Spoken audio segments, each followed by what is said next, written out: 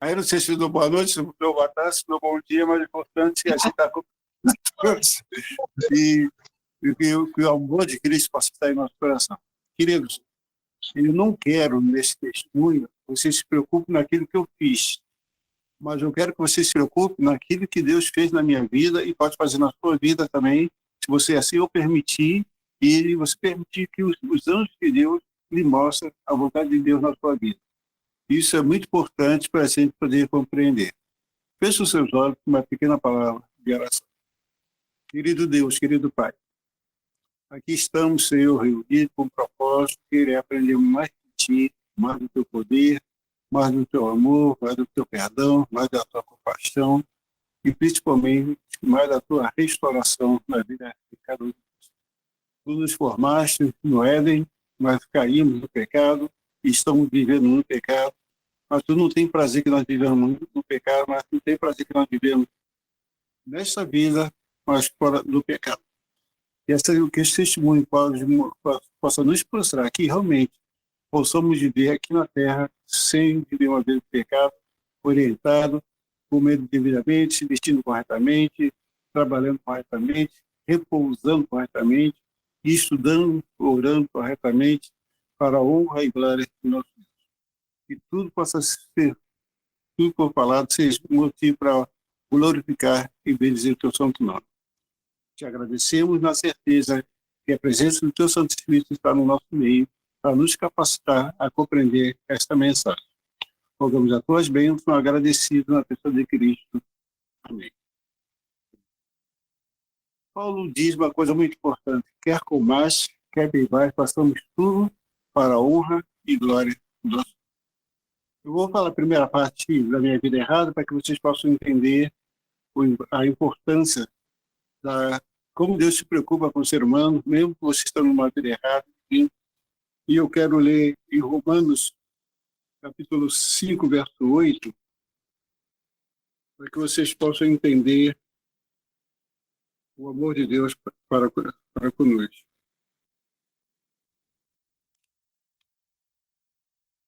Romanos, capítulo 5, verso 8, diz assim: mas Deus prova o seu próprio amor para conosco pelo fato de Cristo morrer por nós, sendo nós ainda pecadores. Olha a importância que o texto está falando, ainda pecador. Deus não me esperou me tornar um cristão para poder me amar. Mesmo estando no crime, nos erros, Deus sempre nos amou. E eu falo para as pessoas, quando eu vejo uma pessoa na criminalidade, nas penitenciárias, eu vejo quanto amor que Deus tem por aquelas pessoas que estão na penitenciária, estão na prostituição, estão na criminalidade, enfim. Eu até falo com a minha igreja que nós temos que sair da igreja e alcançar essas pessoas, não ficar só para nós. O cristianismo não foi feito só para mim, foi feito para nós.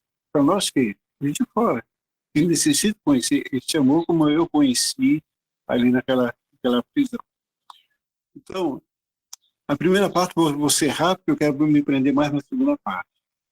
Eu nasci no lar errado, enfim, fui colocado no orfanato, e aquilo fez com que eu ficasse revoltado, e a polícia matou meu pai na minha frente, isso aumentou mais a revolta ainda, e a partir dos 9 anos comecei a dar passos errados, comecei a fumar, por influência de amigos, e aos 10 anos foi o meu primeiro crime, porque quando você se torna viciado, você tem que ter um meio para você sobreviver. Minha mãe não tinha dinheiro para mim. Eu era do orfanato, os pais não me davam dinheiro para poder comprar droga. Eu fugia todo dia do orfanato para poder assaltar as pessoas, para poder ter dinheiro para comprar droga. Ali do lado do nosso orfanato tinha um ponto de tráfico, eu ia ali para comprar droga para poder saciar. 10 anos foi o meu primeiro crime, e aí se foi. Depois me envolvi com uma quadrilha aos 14 anos. Aos 15 anos me tornei chefe dessa quadrilha. E aí fui matando, eu me sentia o todo-poderoso. Matando, roubando, matando policial, enfim. E eu passei a ter prazer em matar. Em Provérbios, capítulo 4, olha só o que diz lá. Uma coisa muito interessante. Provérbios, capítulo 4, fala do perverso e e a sua conduta. 4, 14, 15 e 6. Não entre na vereda do perverso, nem siga pelo caminho dos maus. Evita-o, não passe por ele, desvia-te dele e passa de largo, pois não dorme se não praticar, se não fizer mal, e foge dele o sono se não fizer tropeçar alguém. Esse é o prazer do ímpio. Eu tinha esse prazer. Então, a minha vida passou a ser essa.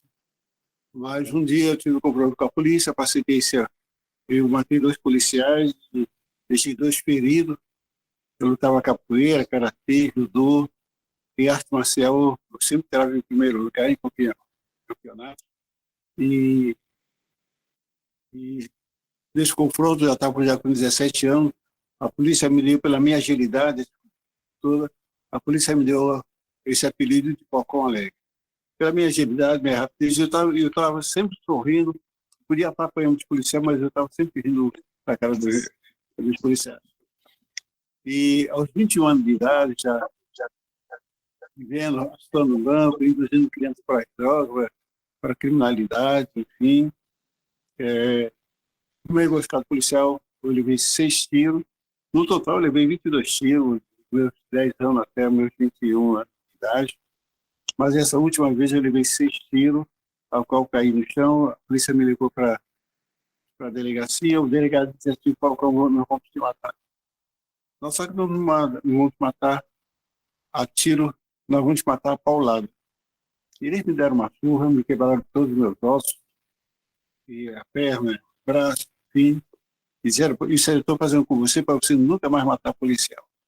Aqui, não sei, em outros países, mas a polícia, quando pega o líder do tráfico, eles querem distorcer, querem vingar por tudo que aquela pessoa fez, por ter matado seus colegas, policiais, enfim. Então, eles batem mesmo com raiva para poder se vingar dos outros policiais que a gente matou. Eles me deixaram semi-morto numa cela solitária. Eu fiquei quinta, sexta, sábado, domingo, gemendo, ele estava de dor, enfim. Mas eu só ouvia dos para para você nunca mais matar policial, você tem que morrer mesmo. Quando foi no domingo à noite, eu já não estava mais gemendo. O carcereiro achou que eu já estava morto, abriu a cela. A cela solitária, ela não é uma grade, a porta é de aço. Então a cela está totalmente escura, abafado. Imagina o calor do Rio de Janeiro, que chega a 40 graus. Você trancado numa cela, tudo escuro, abafado, sangrando, fedorento, imundo, tudo quebrado. O carcereiro abriu a cela por volta de 8 horas da noite de domingo. E como ele acendeu a luz, você ficar 4 dias só no escuro e de repente alguém acende a luz, você toma aquele choque. Eu tomei aquele choque e ele gritou: Falcão, tu não morreu?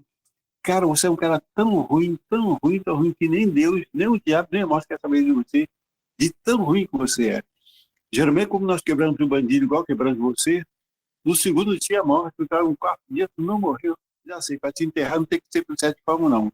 Tem que ser com 21 palmos, ainda de cabeça para baixo, que você está pensando que está cavando para cima, está cavando cada vez mais para baixo. E eu virei para ele e disse: cara, se um dia eu sair daqui vivo, a primeira pessoa que eu vou matar vai ser você. Ele disse: nada. Daqui a pouco nós vamos te matar. Ó, vou fazer o seguinte: eu tenho um delegado para te matar agora, mas como eu sou evangélico, eu não vou te matar agora, não. Eu vou colocar um rádio para você nunca dizer para Deus que ninguém nunca falou de Jesus para você. Aí, mesmo assim, não adianta você rezar, não adianta você orar, que Deus pode fazer mais nada por você. Mas vamos colocar o rádio para você ouvir a palavra dele. Depois a gente e ele colocou o rádio ali, e o pastor da rádio usou esse versículo de Jeremias 29:13.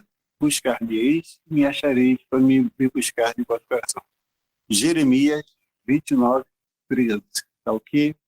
Eu não sei se o pessoal de outros países estão entendendo a passagem bíblica, mas se alguém puder ajudar a interpretá-la, eu ficaria muito agradecido. Tá? E o pastor começou a dizer: se você buscar a Deus de todo o coração, de toda a alma, Deus poderá ter a solução. E eu fiquei pensando: esse pastor é bem besta mesmo. como é que eu posso buscar a Deus se eu sou um pecador, assassino, traficante, sanguinário, perverso, cruel? Deus nunca vai aceitar a minha oração. Deus só aceita a oração de quem é santo. Como eu não estou santo, isso aí para mim não está servindo de nada. Depois ele usou Jeremias 31, verso 3. Jeremias 31, verso 3.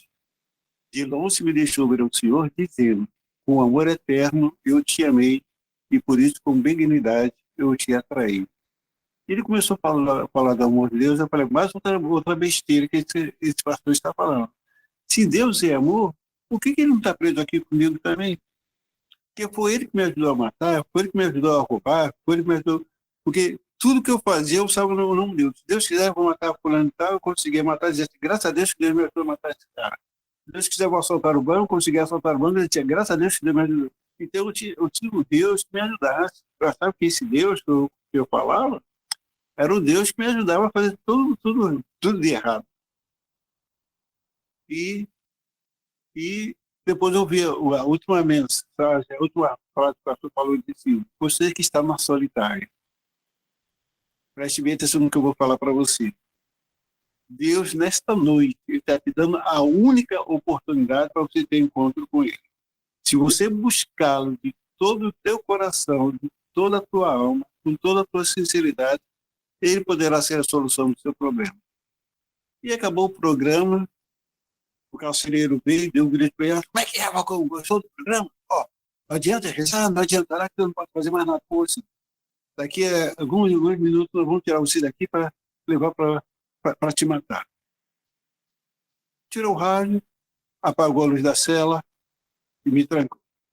E eu fiquei pensando, será que o pastor está falando a verdade? Será que esse Deus é um Deus de amor, um Deus de misericordioso? Será que Deus me ama realmente? Mas eu sou pecador, sou assassino, sou traficante, sou usuário de droga, sou perverso, sou cruel, sou um cara frio. Acho que Deus não vai atender minha oração. E como de repente, do nada, eu escutei uma voz. Acredita no pastor. Uma cela totalmente escura, você olha para onde? Sem poder ver nada. À noite, no escuro, você não vê ninguém. Mas eu escutei essa voz para ele.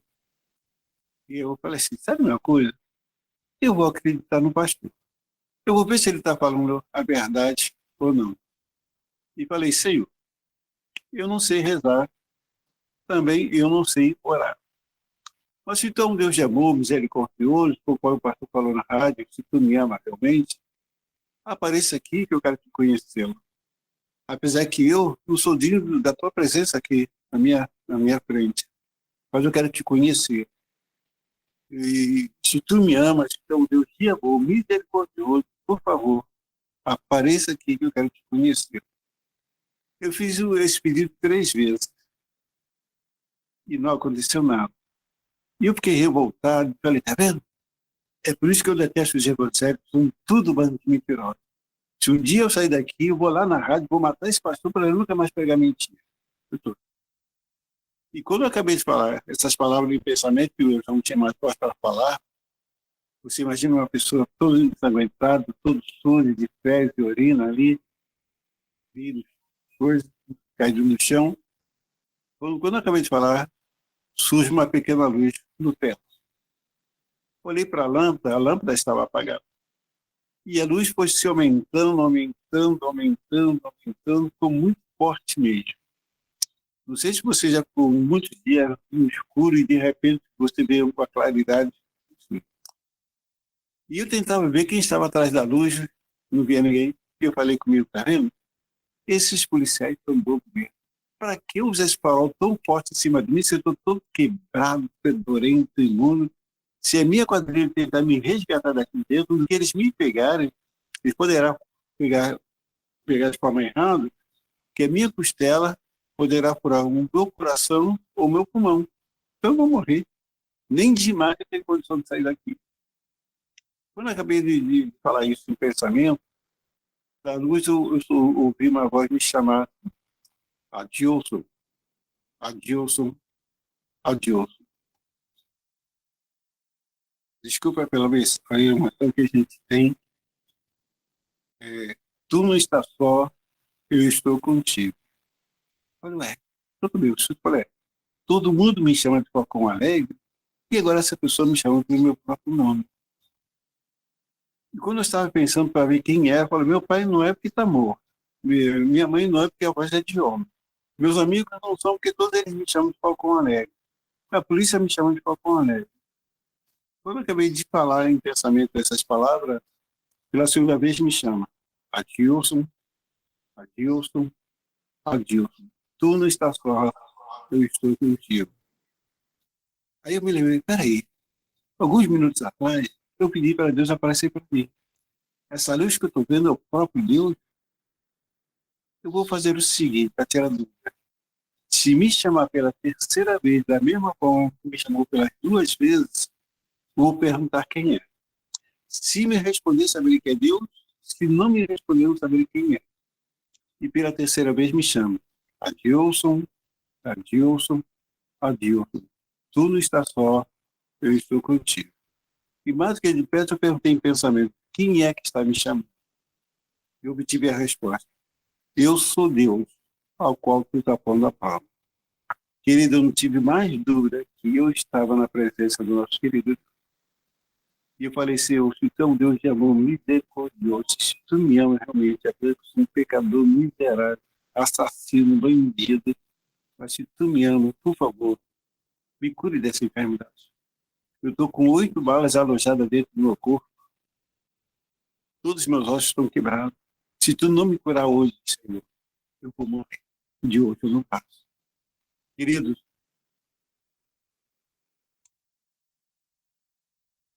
desculpa, é tão grande que a gente fica assim. Eu não vi a mão de Deus, mas eu senti a mão dele puxando os projetos de bala para dentro, de dentro para fora do meu corpo, do braço, da perna, enfim. Depois a mão de Deus começou a passar no meu corpo todinho, e onde tinha ossos quebrados, Deus encostava, os ossos se encaixavam como nunca tivesse quebrado, enfim, fraturado que é muito calmo, né? Enfim. Depois ele passa a mão todinho no meu corpo, depois ele me pega pela camisa, ele começa a me suspender, eu já estava atrofiado, 4 dias na mesma posição, tudo quebrado, já estava atrofiado. E agora ele me levanta, e quando ele me levanta, eu percebi que a coluna estava indo para um lugar, a coxa estava indo para um lugar, enfim. E eu fui suspenso um palmo acima do chão. Depois de alguns segundos, ele me colocou no chão, eu estava totalmente curado. E comecei a passar a mão em todos os lugares que eu tinha sido baleado, ossos quebrados. Eu comecei a falar, que Deus tremendo, olha só. Eu, tem um amigo meu que fala, um Deus sensacional. Deu um pulo na cela, não senti nada. Respirei fundo, não senti nada. É, balancei as pernas, dei um pulo na cela, não senti nada. Respirei fundo de novo, não senti nada. Cuspi, e quando eu cuspia, saiu aquele sangue, aquele cuspe, com sangue podre, sim. Saiu branquinho, branquinho, enfim.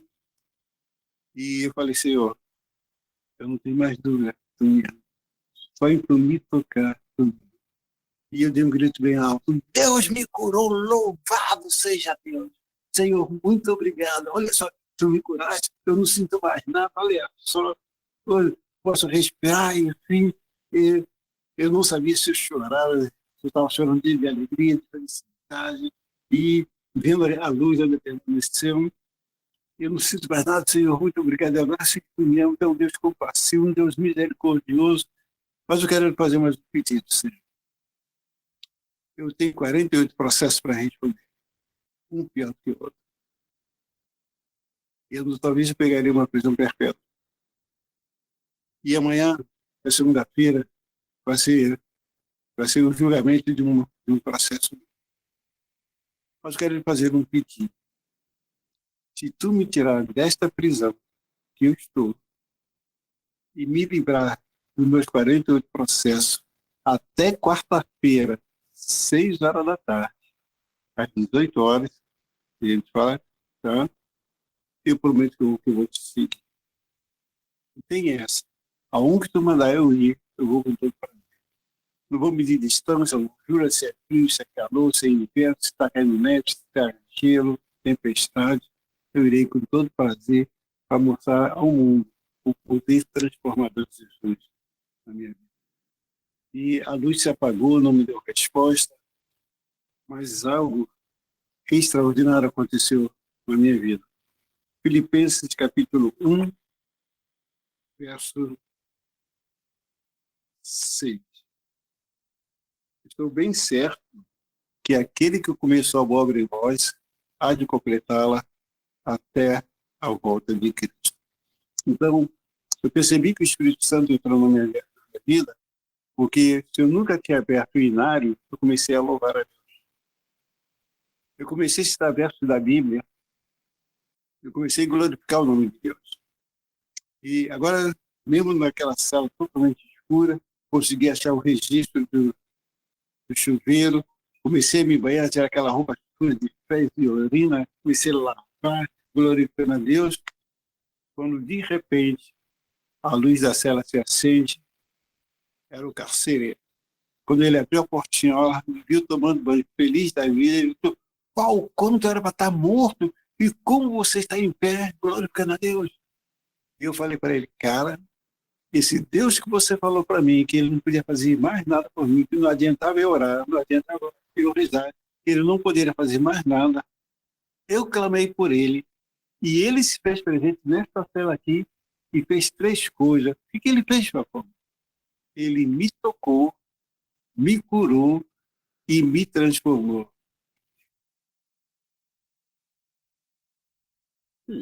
Desculpa, mas eu falei para ele. E agora eu não me chamo mais Falcão Aurélio. Agora eu me chamo Adilson Pereira da Silva, que foi remido pelo sangue de Cristo. E ele começou a se tremer todo, porque ele viu o meu estado, e aquelas palavras que ele falou para mim foi lançado por terra. E ele saiu correndo.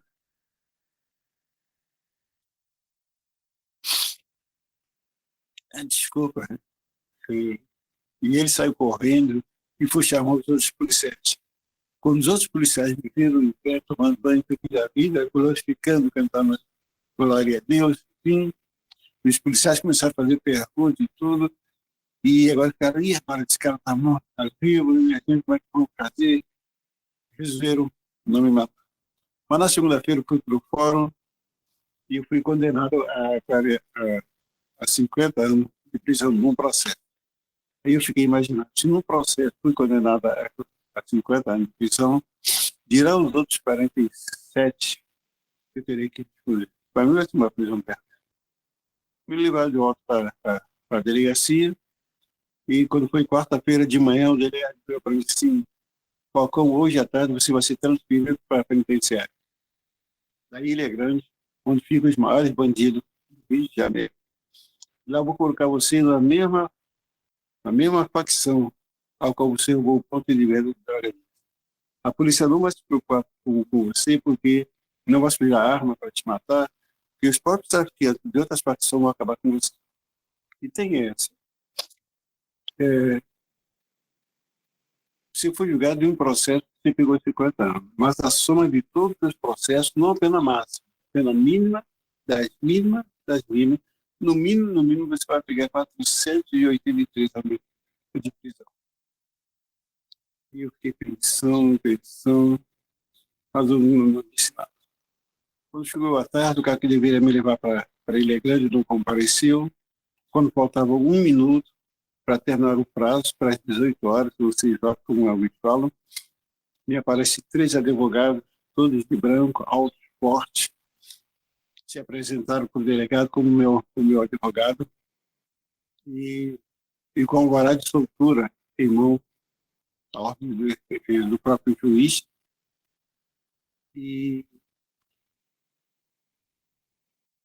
eles, o delegado abriu a cela, me apresentou os três advogados e me levou à presença dos três, e um deles disse assim: "Adilson, não fala nada, só assina esse papel aqui, nós somos três advogados, devemos tirar você daqui."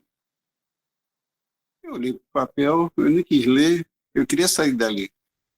Eu assinei, não sei se eu estava assinando a minha libertação ou a minha prisão perpétua. E um deles já tinha dito: você não vai embora para tua casa, você vai conosco por uma fazenda. Você vai ficar 30 dias conosco lá. Sem conhecê-lo, não excitei, fui com ele. Ao chegar na fazenda, já era quase meia-noite, eles todos os três, antes de entrar na casa, me abraçaram, todos os três fizeram oração. Queridos, eu nunca vi ninguém orar como esses três homens oraram. Parecia que a oração dele estava me transportando para o céu. Que eu até hoje não vi quem orasse dessa forma.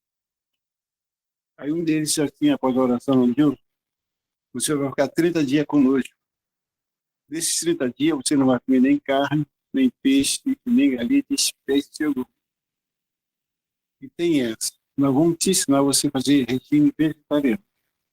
Nós vamos te ensinar você a fazer pão integral. Nós vamos te ensinar você a importância da água, das frutas, dos legumes, dos cereais sobre o teu corpo. Durante 30 dias, nós vamos fazer um detox para que você possa desintoxicar de tantas drogas que você usou. E se você voltar para o Rio de Janeiro, voltar a comer carne, peixe e galinha, e se você for cometido por um câncer no estômago por causa disso, não adianta orar a Deus que Deus não vai te curar, que você foi desobediente à sua palavra. A sua palavra. Mas se você conservar o vegetarianismo, você vai ter uma saúde de ferro. Aí entramos para dentro da casa, fizemos o lanche, tudo vegetariano, natural, comida natural. Nem foi uma janta, foi lanche, com pão integral, com suco, alguns cereais, enfim. E disse: agora vamos tomar um banho e vamos dormir.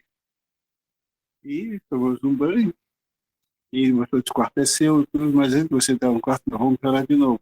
Nós oramos, enfim. Quando faltava 5 para as 6, eles nos acordaram, e vamos fazer o culto. Fizemos o culto com eles, enfim. E cada culto que eles faziam, eles se lançavam assim, tipo uma meditação. Aí sentavam à mesa para fazer o de jejum, e eles faziam, era tudo natural, é, totalmente. Juan, atende aqui para mim. Isso é que é. Diz para que eu estou na gravação aqui. Depois eu ligo. E então, então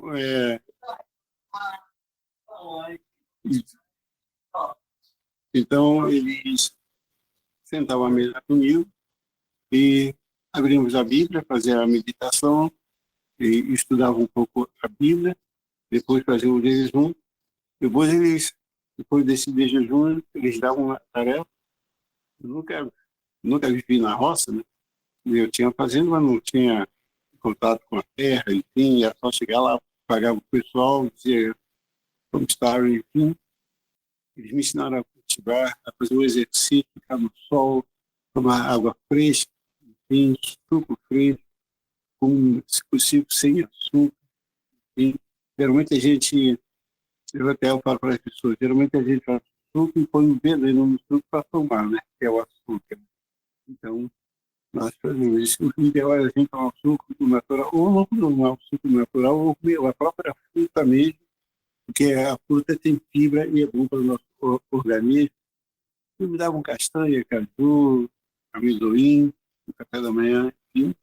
Depois nós íamos trabalhar no sol, capinava, plantava, limpava o curral, enfim, tirava leite para eles venderem, enfim, e plantava também, colhia as coisas que eles tinham que fazer para a comida, eles tiravam assim.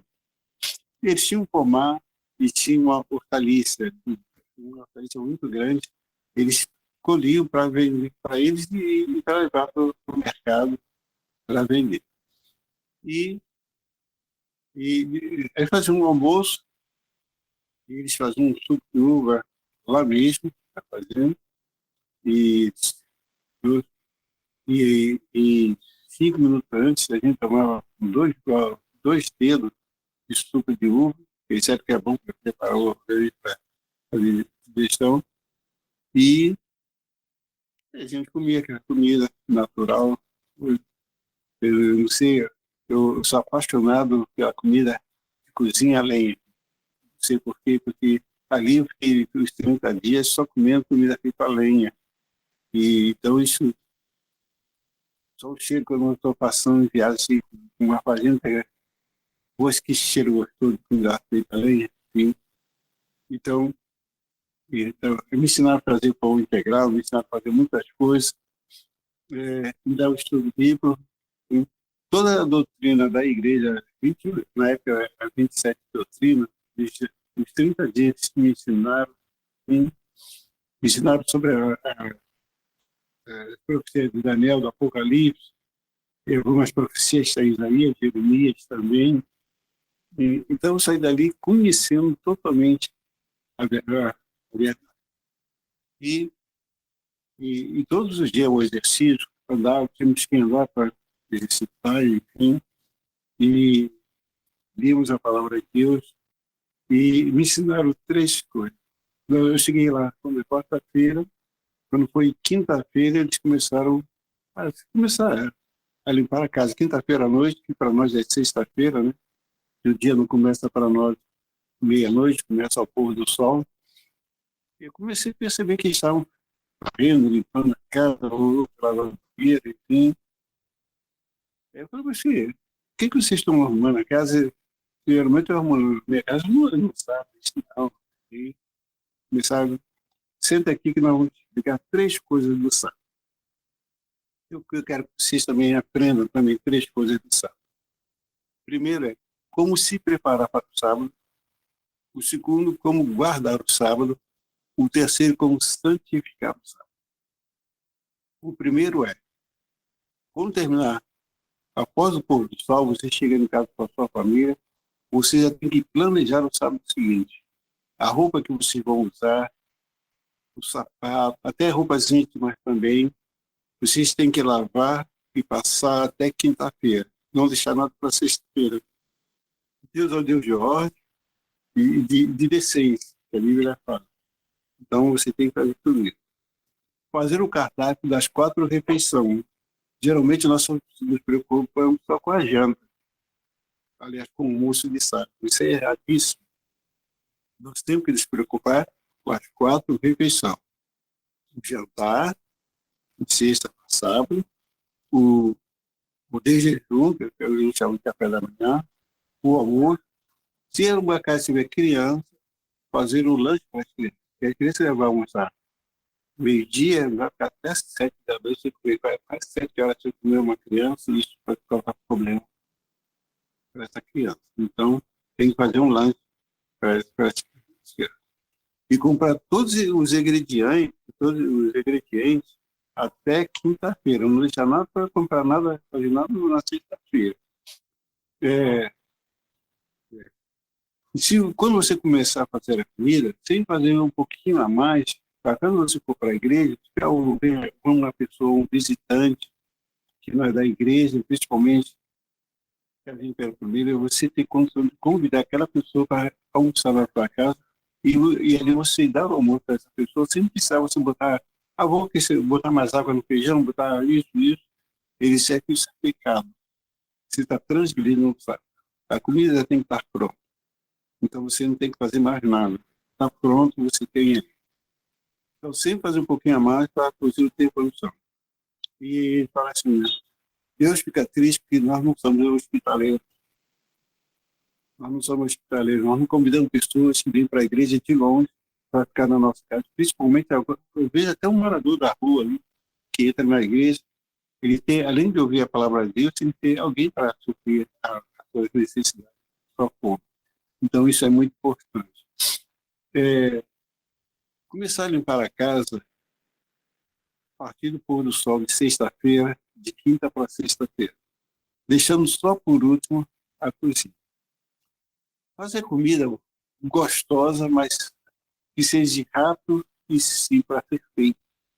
Não fazer comida que você fique o tempo todo se preparando e acaba você transgredindo o sábado. Tá? De tal forma que meia hora, uma hora, meia hora, toda a família já deve estar pronta, banho tomado, esperando o sábado chegar. É a mesma coisa que você estivesse esperando Jesus chegar, Jesus voltar. Então, cada sábado que você se prepara, você está se preparando para a volta de Cristo Jesus. Olha a importância. Tá, esse foi o primeiro passo. O segundo passo, como guardar o sábado. O sábado tem 24 horas, e essas 24 horas é o dízimo do tempo. Deus me deu 6 dias para eu fazer o que eu quero. Mas o sétimo dia não me pertence, pertence a Ele. As 24 horas, minutos e segundos pertencem a Ele. Se eu faço pôr do sol atrasado, Deus me tem como ladrão. Estou roubando o sábado. Se eu antecipo o sábado para poder resolver outras coisas, eu estou roubando também as 24 horas eu não devo tocar, que pertence ao Senhor. Isso é muito importante você, assim, compreender. Abastecer o carro tem que ser tudo. Você não deve abastecer, tem que fazer de tudo para você não ter que... Então, as 24 horas pertencem ao Senhor, então você deve glorificar a Deus, dedicar o tempo para orar, agradecer, reunir a sua família, principalmente quando você tem um filho pequeno, você tem que dar atenção ao seu filho, levar ele para um bosque, para uma praça, ou ir para levar o garoto para ir para o estudo bíblico com você e tudo. Você e a família tem que estar juntos. O sábado é da família, o sábado foi feito para que a família se une e descanse nos braços de Cristo. Né? Então, essa finalidade é do sábado. E outro que me ensinaram foi a santificação do sábado. O sábado é tão santo como Deus é santo. Isaías 59, 58, verso 13, 14, fala assim. Isaías 58, verso 13,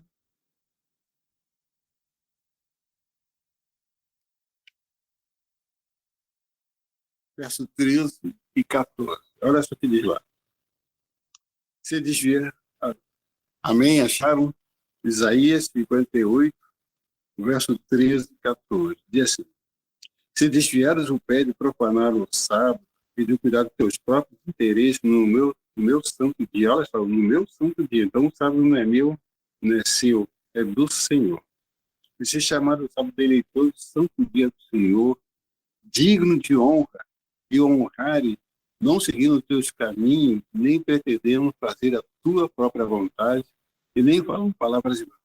Olha só, quantas pessoas no sábado estão falando de futebol, estão falando de compra de carro, estão falando de emprego, de trabalho. Isso nós estamos profanando o sábado do nosso Deus.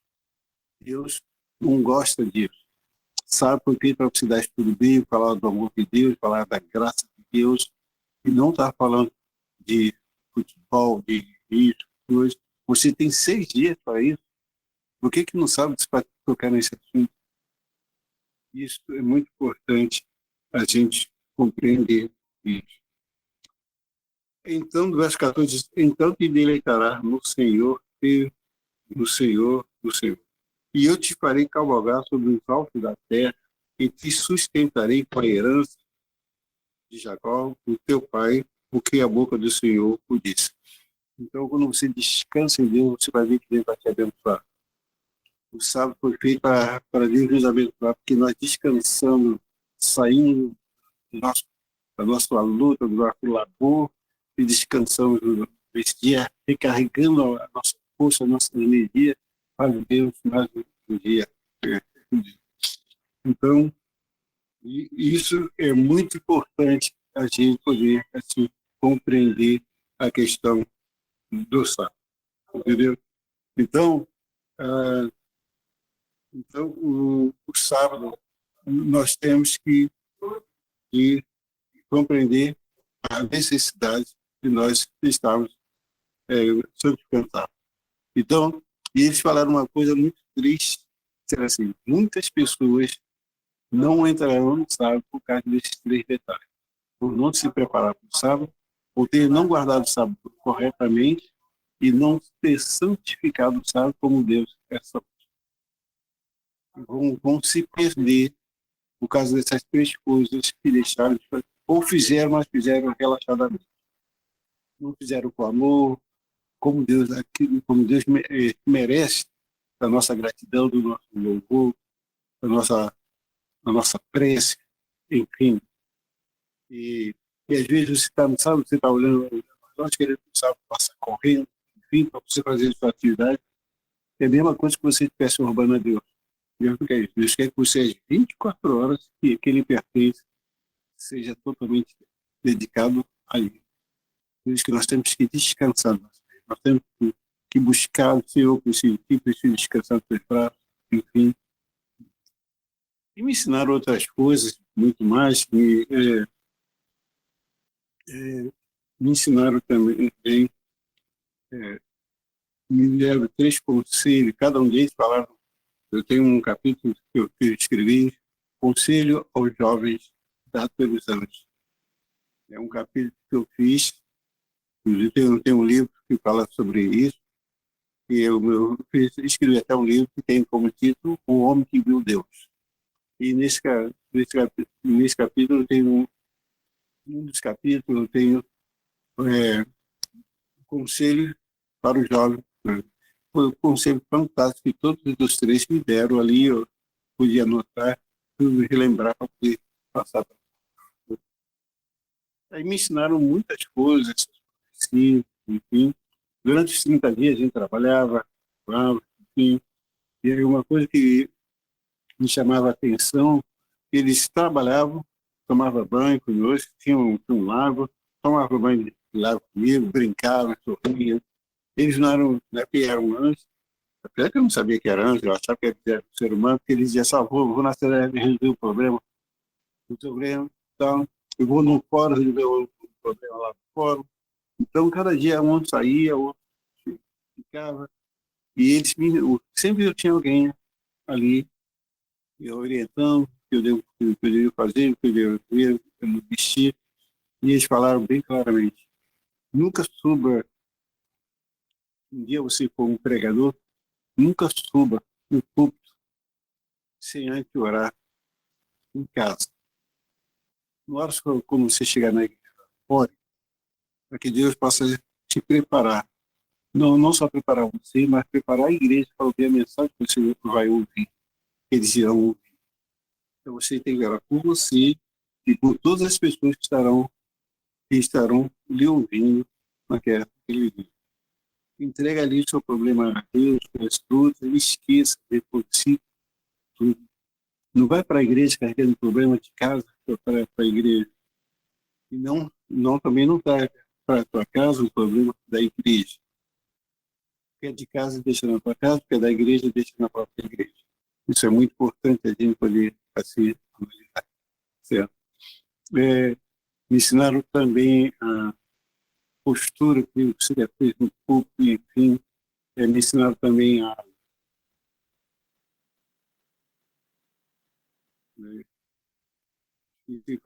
para o nome, deixa eu me lembrar do livro. Nunca você diz assim, o que eu estudei serve para fulano, não serve para ciclano, não. Não cabe a você fazer isso. Aí você vai estar julgando a pessoa. Cabe a você se colocar à disposição de Deus para que Ele te use para mandar a mensagem. Agora, para quem é que Deus, na pessoa de inscrição, está indo endereçar essa mensagem para um? E tem pessoa que já vou preparar essa mensagem para fulano de tal, não. Isso não. A sua mensagem vai ser uma mensagem vazia, porque você está julgando a pessoa. Nós não devemos julgar. Quando você for pregar, você não tem que estar julgando. Você tem que dizer, Senhor, me use. Eu sou teu instrumento. E eu quero ser usado por ti para dar a tua mensagem para a tua igreja. aí sim, você vai ver que Deus vai te abençoar, você vai ser, o seu sermão não vai ser um sermão vazio, porque o seu sermão vai estar acompanhado pelo Espírito Santo. A voz é sua, mas a palavra é de Deus. O Espírito Santo vai encarregar para tocar no coração das pessoas que necessitam ouvir aquela mensagem. Então, isso é muito importante a gente compreender essa questão.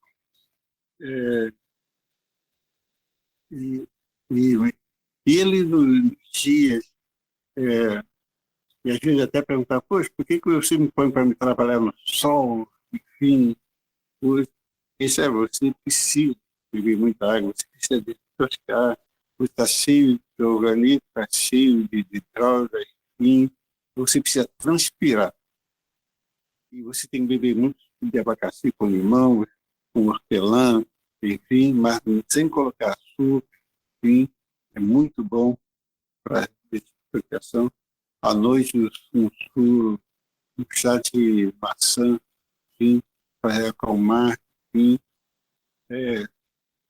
várias coisas, que assim, eu não me lembro de muita coisa, foi há quase 50 anos atrás, então a gente não lembra, a gente tentamos lembrar algumas coisas.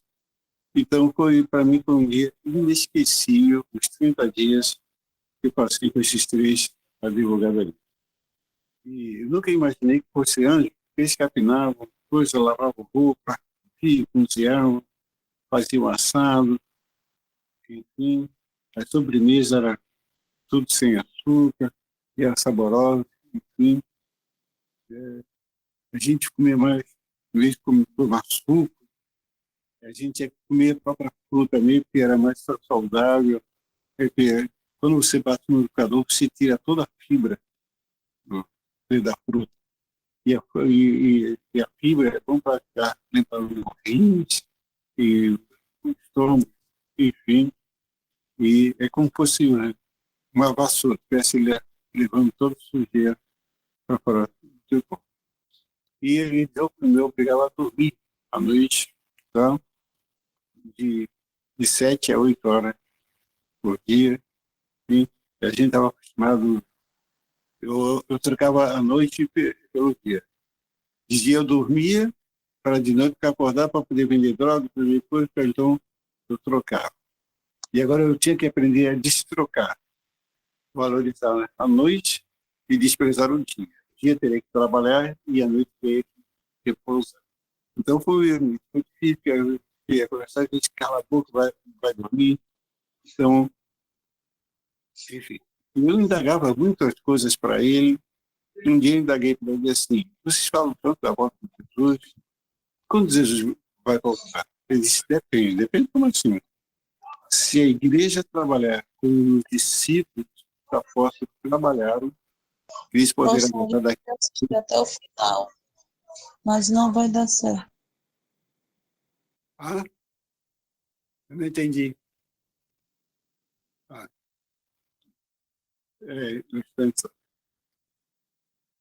aí vai depender da igreja. Se a igreja trabalhar conforme os discípulos, os patriarcas trabalharam, Jesus poderá voltar daqui a 2 ou 3 anos. Mas se a igreja não trabalhar, eles poderão levar até 100 anos para voltar. Então não depende dele, depende de nós. Então a igreja tem que se unir para trabalhar, pregar o evangelho, crescer, os irmãos têm que ser dizimistas, ofertantes, para que o evangelho possa se expandir o mais rápido possível, para que Cristo possa voltar o mais rápido possível. Mas enquanto a igreja estiver dormindo, Cristo tardará em voltar. Então, essa foi a pergunta que eu fiz com ele. Fiz muitas perguntas para eles. Falei sobre a família, enfim, falava também. E hoje em dia nós temos problema com a igreja, com os irmãos, negócio de casamento, enfim, de posse, tudo. E eles falaram, isso não é coisa de Deus. O homem inventa para querer resolver. Mas não vou ficar nesse assunto, porque o nosso assunto é sobre alimentação. Nós temos que nos conscientizar que nosso corpo é o templo do Espírito Santo. Por isso que Paulo diz, quer comais, quer bebais, façamos tudo para a honra e glória. Beber água, tomar banho, mas não só banho de água, mas banho de sol, enfim. O exercício é ideal, fazer o exercício. Trabalhar 8 horas e repousar 8 horas. Mas o dia tem 24 horas, nós temos que dividir o dia em 3 partes. 8 horas para dormir, 8 horas para trabalhar, 8 horas para a gente estudar, para desfrutar para a família. Então, nós temos que aprender a fazer isso corretamente. Então, nós temos que entender essa questão disso. Nós temos que também analisar que nós temos em si uma coisa que eles falaram, quanto tempo você gasta para orar? Olha, eu nunca orei. Eu dizia assim, mas você está aqui conosco, está aprendendo a orar. O ideal é que você gaste tempo falando com Deus, principalmente de madrugada. Porque o momento que a cidade está parada, está tudo quieto, acorda de madrugada, faça um plano com Deus, pede para Deus mandar o teu anjo te acordar, determinado horário, e você vai gaste tempo estudando a palavra de Deus, como você deve melhorar diante de Deus e diante dos homens. Como diz Jeremias, capítulo 20, capítulo 15, versículo 16. Achando as tuas palavras, logo as comis, e elas me foram gozo e paz e alegria ao meu coração.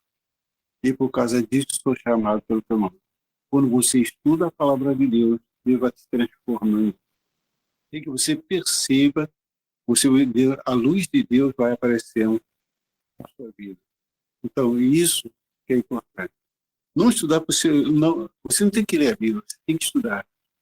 Você submete e fala, Senhor, me ajuda a compreender esse estudo, tá? Vai ali, vai aqui, outro. Eu sempre falo, Senhor, peço que o Espírito Santo, que inspirou os discípulos, patriarcas, profetas, a escrever a Bíblia, faça um momento, que ele faça comigo mesmo, para que eu possa compreender, interpretar a Bíblia, como ele interpreta, inspirou os discípulos a escrever, que ele possa me inspirar a compreender a palavra do nosso Deus e me dar força e coragem e determinação para praticá-la aquilo que eu estou aprendendo. Isso é muito importante. Isso vai causar em nós uma transformação. Querido, como eu estou na igreja, a igreja vai precisar abrir para fazer um grupo de oração. Então, eu tenho só 10 minutos para poder terminar isso aqui, mas... Tudo bem, irmã Adilson. Vamos fazer uma coisa bem prática. Os irmãos que querem fazer as perguntas, coloca aqui no chat e nós vamos escolher as perguntas mais pertinentes, que às vezes é a mesma pergunta, a mesma dúvida, 2, 3 pessoas, para a gente fazer mais rápido. Então, eu faço a leitura e o senhor responde. Tá bom. Tá bom. Fica mais organizado, mais rápido, para a gente aproveitar esses 10 minutinhos que o senhor tem. Bem, vou começar com as minhas perguntas, pode? Se eu não fazer o papel de título, vou fazer o papel de Leandro Quadro. Isso mesmo. Vamos lá. Tu vai olhando aí o chat. Então, vou fazer a primeira pergunta, tá? Irmão Adilson, os anjos, apesar que nosso testemunho não é só alimentação, é a vida no campo com os anjos, não é verdade? Mas eu vou fazer uma pergunta que não quer calar e que todos nós precisamos. Os anjos preparavam a alimentação na sexta-feira e arrumavam a casa e a roupa na quinta antes, né? Então, deixavam a sexta-feira só para preparar a comida. Então, no sábado, eles esquentavam a comida ou comiam gelado? Nem gelado. Eles tinham o seguinte, eles tinham um forno, a lenha, então antes do pôr do sol, eles colocavam bastante lenha nesse forno e deixavam a noite toda queimando. Quando estava de manhã, o forno estava quente. A brasa, né? Então eles tiravam da geladeira e colocavam na brasa. Era isso que eles faziam. Então, eles não acendiam o fogo. Nossa, que fantástico! Outra coisa, enquanto vai surgindo aqui as perguntas, eu vou lançando as minhas. Tá. Eu não sabia, já conheço o senhor há alguns anos. Então, além dos anjos, eles mesmos plantarem e colher alguns alimentos, né? Eles Ah, comiam uma parte daquilo que eles plantaram e o restante eles levavam para a feira para vender? é isso mesmo. Menino, vou colocar isso no meu centro de vida saudável. Com base nos anjos. Mais uma pergunta. Então, eles não conseguiam plantar tudo, não é verdade? Então, o que Não, eles não conseguiam plantar, eles faziam o quê? Eles compravam, ou não se comia? Como é que fazia? eles não, a única coisa que eles compravam era o Azeite, e azeite, o arroz, arroz, e o feijão eles plantavam, o milho eles faziam fubá, lá mesmo, entendeu? É, mas até o fubá era caseiro? era caseiro. Outra coisa que o irmão falou, que me chamou muita atenção aqui, eu e minha equipe, quer dizer que os anjos também preparavam sobremesas saborosas sem açúcar? Certo? Entendeu? Nossa, Da própria, do doce da própria fruta que eles faziam a sobremesa. que interessante, vem aqui, Senhora. A Senhora quer fazer uma pergunta enquanto vão surgindo aqui as perguntas. Irmão Adilson, na verdade, são duas perguntas relacionadas ao sábado, né? Irmão Adilson, existe um horário certo para começar o pôr do sol? Irmã, o Brasil tem 3 fusos horários, entendeu? Uhum. Então, aqui no Rio de Janeiro, hoje o pôr do sol está sendo 18 horas e 40 minutos. Já em Manaus, já é mais cedo, então já é 18 horas. Então, vai depender do lugar. Já no Japão, já é outro horário, em Portugal já é outro horário, entendeu? O importante é, de cada localidade, as 24 horas pertencem ao Senhor. O que mais? A outra que a irmã ia fazer? Irmão Adilson, é errado fazer reuniões da comissão da igreja e ensaios de coral no sábado? Na sexta, no caso, né? No sábado. O sábado foi para você descansar no Senhor e louvá-lo, e não se preparar para louvar no sábado. E nem fazer reunião. Eu sou funcionário da minha igreja, eu não gosto de fazer reunião de sábado. Quando o pastor marca, eu marco uma saída para outra igreja e para não participar da comissão no sábado. Tem duas perguntas aqui. A primeira, quando o senhor saiu da fazenda e voltou depois para presenteá-los, o que encontrou na fazenda? Essa é uma pergunta. Outra pergunta aqui gostaria de saber como era o culto matutino. Aí uma pessoa perguntou, o semblante deles mudavam, ficava alguma coisa assim angelical no momento do culto ou não? São duas perguntas. Bom, eu esqueci de complementar e quando eu saí da fazenda, eles falaram assim para mim, Adilson, volta para tua casa, no Rio de Janeiro, procura uma igreja que gosta do mandamento de Deus, que é a fé em Jesus Cristo, que essa igreja é verdadeira, é a menina dos olhos de Deus. E eu perguntei, qual o nome dessa igreja? Disseram, nós não vamos falar. Nós não vamos falar.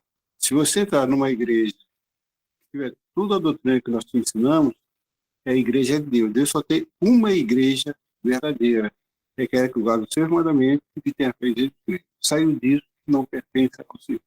Mas Deus tem pessoas na outras denominações que o povo pertence a Ele. Então, quando eles conhecerem a verdade, eles sairão do seu luto, dos erros e viram para uma maravilhosa luz. Tá? Aí voltei A primeira coisa que eu fiz foi arrumar emprego, enfim. E eu levei 2 anos em lugares de igreja. Fui na Batista, fui na Pentecostal. No dia que tinha a doutrina que eu tinha aprendido, eu saía, questionava, perguntava ao pastor, o pastor não sabia. Então, eu estava falando. Aí eu vim embora. Aí arrumei emprego, comprei 3 presentes para eles, para agradecê-los. Quando eu cheguei na fazenda, eram outros moradores que estavam lá e disseram que eu nunca estive lá com os 3 empregados. Por mais que eu falasse, se eu estava falando deles, eles falavam, você nunca esteve aqui? Eu falei, estive aqui. Eu plantei, eu ajudei na plantação, plantemos isso, aquilo outro. Fui falando os detalhes. Eu falei, se tem certeza que é aqui, porque tem fazendas que são parecidas. Parece que eu estou vindo aqui, porque foi aqui que eu fiquei. Ele disse, como daqui não dá para ver totalmente a minha fazenda, me descreva como é que é lá no fundo. Olha, da cachoeira, do lago, as plantas, o curral, a casa dos cuidados, casa dos coelhos, os cuidados dos coelhos também, da hortaliça, do pomar. Depois você fala, olha, realmente, eu nunca vi você aqui. Eu falei, plantemos isso não, que plantou foi o meu funcionário, não fomos nós, plantamos, enfim. Tudo. E aí foi o foi, eu disse, então, como é que é a minha casa? Comecei a falar do quarto, da sala, da mesa, do forno, do fogão, lenha, tudo. Realmente aqui, mas eu nunca vi. Aí eu nunca mais vi também esse papel. Quando eu conheci a igreja de Botafogo, através dos 2 desbravadores, que é uma história longa também, o pastor César começou a me explicar. Eu falei, contei a história, eu falei, rapaz, você tem um privilégio que eu gostaria de fazer. Eu já escrevi 4 livros sobre ela. E essas 3 pessoas, eu não tenho dúvida da forma que você está explicando que são anjos. Eu falei, mas como? Eu sempre tive a noção, desde pequeno, que aprendi no colégio católico, que anjos têm asa, voam para cima e para baixo, não tem, entendeu? Então,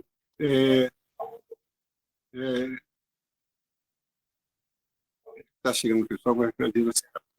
Então, aí, eu falei, mas pastor, eu falei assim, poxa, então eu era feliz, eu não sabia. Ele mostrou algumas passagens da Eloá que falam sobre anjos, que o anjo é uma forma humana para salvar aquele que Deus determina, para eles virem buscar, salvar as pessoas, enfim. Eu falei, poxa, eu fiquei 30 dias conversando com os anjos e eu não sabia, tá bom? Então, essa foi a mensagem. Pode falar, mais algumas perguntas?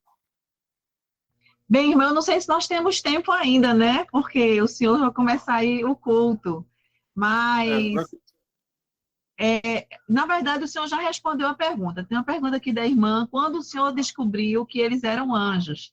Foi quando o pastor Sesóstenes, né, que já escreveu 2 livros e disse que não eram anjos, né? Não eram pessoas, sim anjos, né? Porque a Igreja Católica apresentava para a gente, né, que anjos só tinham os asas. Eles têm asas, mas nem sempre. Eles também se configuram como nós.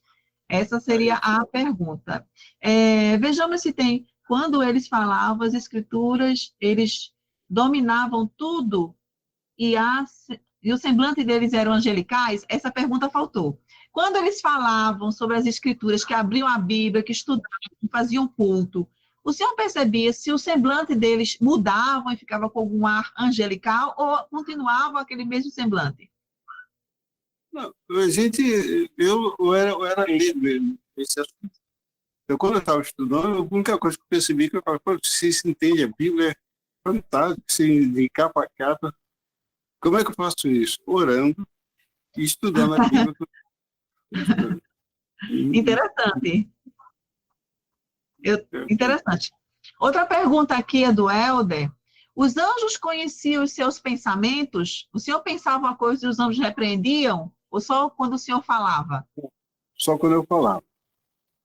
Só quando eu falava. Interessante, porque realmente só quem leu Eles o até falam, Deus, né? pô, você que questiona tanta gente, é pena que a gente não pode ler teu pensamento.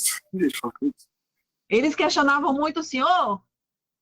Não, eu que questionava eles, ele falava, você tem a gente não tem como ler teu pensamento. Entendi. Uma pergunta. A gente sabe como é difícil um dependente químico abandonar as drogas, né?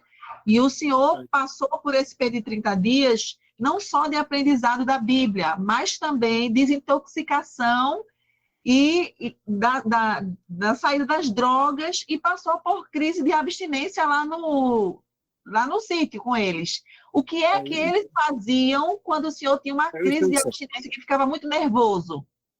Fica ali, falta 5 minutos para terminar. Eu tenho 5 minutos para terminar, tá bom? Eu creio que essa seja a última pergunta. Tá. O que eu fazia quando o senhor tem uma crise de abstinência porque não estava usando mais as drogas? O que os anjos faziam para lhe ajudar quando o senhor tem a crise de abstinência e ficava muito nervoso? Quando eu ficava muito nervoso, eu falava, ó, respira, Respiração. respiração, e tenta com todo o teu força botar tudo para fora. Não entendi só esse finalzinho, só não entendi esse finalzinho. Botar tudo, quando você respira. Ok. Isso ajuda muito. Tomar muito suco, principalmente suco ácido, como limão, abacaxi, laranja. Um suco que ajuda a fazer a desintoxicação. É isso. Jogando eles viram que eu estava muito assim, agitado, querendo. Eles falavam, vamos. E eles falavam assim, vamos fazer alguma coisa, vamos trabalhar. Eles davam um suco e tal, eu ia trabalhar, enfim. E sério, nunca permita a sua mente ficar parada. Aí que você vai ter uma queda. Muito interessante, muito interessante. Você, com a mente ocupada, você não vai ter tempo para pensar, você não vai ficar ocioso, não vai ficar nada. Então, eles me ensinaram a trabalhar com a mente, que é muito importante. Quer ver você trabalhar com o corpo, mas quem manda o corpo é a mente, certo? Se você não tiver a mente educada, você não vai vencer. Que é o domínio principal do Espírito Santo, que é o domínio próprio. Você tem que aprender a ter o domínio próprio. Você tem que querer. Eu vou vencer. Então, eles me motivavam. Quando eu faço palestra para os dependentes, eu falo justamente sobre isso. Você tem que querer. Tem que botar na sua mente que você pode sair dessa vida. E trabalhar na sua mente, o cara para a não ceder. E se você cede, você vai cair de novo. Aí eu perguntei para um deles, quantos de vocês já saíram da clínica e estão aqui de volta? Mais de 60% estavam de volta. Por quê? Não souberam trabalhar com a mente. Ficaram ociosos e acabaram se deixando se levar para as drogas, cair na droga de novo. E quando você cai de novo, é pior ainda, que é trazer mais força ainda. Aí torna-se mais difícil ainda para você sair. Tem pessoas que saem e voltam, saem e voltam, saem e voltam. Por quê? Porque, então, eu falo até para os diretores dessas clínicas, se você não ensinar eles a ter o domínio da mente, vocês vão ter sempre essas pessoas de volta aqui. Porque a mente tem que dominar o corpo, não o corpo dominar a mente. Então é isso que nós temos que aprender. Isso é muito importante. Eu não tenho que fazer a vontade do meu corpo, tenho que fazer a vontade da minha mente. Tenho que me educar para que o meu corpo seja a minha vontade. E não eu querer fazer a vontade do meu corpo. Sabe? Por que muitas pessoas adulteram? Por que muitas pessoas fazem coisas erradas? Porque não sabem ter o controle da mente. Não tem o controle, não tem um domínio próprio. Então, traz. Aí a pessoa diz, eu peguei porque eu sou fraco. Não, você não é fraco. Você não tem, você não aprendeu a ter o domínio próprio. E é um dos frutos do Espírito Santo é o domínio próprio. Porque se você não tem o domínio próprio, você não é nada. Você cai toda hora, você levanta, cai, você levanta. Então, você acaba... Por quê? Você não tem domínio próprio. Muitas pessoas dizem, depois você já caiu alguma vez? Não. Por quê? Eu aprendi a dominar a minha mente e a dominar o meu corpo. Eu não me deixo me levar pelo desejo do meu corpo. Eu me deixo me levar pela minha mente. Isso é o meu desejo. Vou encerrar, porque está na hora de começar o culto aqui agora. Deus possa assim nos abençoar. Tá? Ele fala rápido, porque está chegando aqui. Irmão Adilson, muito obrigada. Teve uma última pergunta aqui, perguntando como era a música dos anjos. O senhor pode me responder se era um estilo mais gospel, moderno, ou eles cantavam os hinos antigos, aqueles hinos O que eles me ensinaram, sagrados, como é que era? eles falaram o seguinte: dependendo do local, você louva a Deus. Na igreja, é hino que louve fique a Deus. Mas se você está numa rua, que está pregando, como o povo de Israel, que ia marchar para a batalha, tem que ser o hinos que seja de motivar para a marcha, para eles atacarem, entendeu? Mas na igreja, Que interessante. por exemplo, quando Davi foi tirar a arca da casa de Obed, para a memória, para trazer para Israel, ele trouxe pau, bateria e tudo, e a arca. Aí o cara morreu porque o cara. E Davi chorou, quis saber por quê. Deus diz: ó, Davi, você vai conseguir levar, mas você tem que levar toda a percussão, que é toda a percussão. Só flautas. E ele, no livro de Samuel, fala, eu não lembro a passagem, ele diz o instrumento que deveria conduzir a arca. Eles não estavam indo para a batalha. Eles não deveriam dançar, entendeu? Então, essa é a diferença. O hino que deve ser cantado na igreja é o hino que te exalta para a presença de Deus e não te exalta para você dançar na presença de Deus. A igreja não foi feita para a gente dançar na presença de Deus. A igreja foi feita para a gente exaltar o nome do nosso Deus. Isso é muito importante. Eu vou encerrar porque o professor já está fazendo um sinal aqui. E muito obrigado. Ok, irmão Adilson, muito obrigado, viu? Fique com Deus, o senhor já pode sair. E aqui, vamos fazer uma oraçãozinha rapidinho, né? Faça uma oração, irmão. O senhor faz uma oração rapidinha, encerra, e aqueles que ficarem depois da oração, nós vamos postar uma foto falada dos 3 anjos que o irmão Adilson deixou conosco. Já está atrasada, Tá bem? a gente já postou. É só entrar lá no grupo. Então, querido Deus, querido Pai, muito obrigado por esse momento que passamos aqui, possa nos abençoar e que essa mensagem possa ter falado profundamente em nosso coração. Que sirva de aprendizagem para que nós possamos crescer diante de Ti e diante dos homens também. Nós te rogamos agradecido pela unção do Teu Santo Espírito em nossas vidas para podermos compreender esta mensagem. Rogamos as Tuas bênçãos, nos dê uma boa noite em nome de Jesus. Amém. E amém. Então tá. Muito obrigado pela atenção de vocês. Que Deus abrace a todos vocês. Um grande abraço. Um beijo a todos vocês. Amém. Amém. Tchau, Matheus.